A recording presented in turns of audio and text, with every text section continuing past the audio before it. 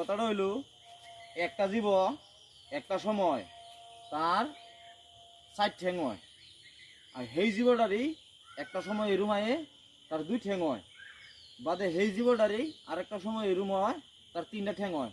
কষে জীবটা কি? এই বস্তুটা হইলো একটা মানুষ। মানুষ যেবেলা শুরুতে হ্যাঁ এবেলা এই যে আঙ্কুর হারিয়া যাস তুই যেবেলা আমরা কুলেরতে নামছস, আঙ্কুর হারিয়ে গেছস, এবেলা তোর 4টা ঠ্যাং হইছে।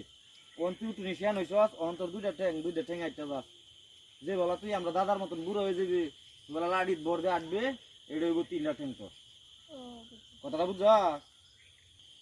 কিন্তু একটা উদ্ভিদ এরুম আছে, এ জন্ম লয় কাহর ফিন্দিয়া কিন্তু মরে ল্যাংডা। উদ্ভিদটার নাম কছে বা এই জীবটার নাম কছে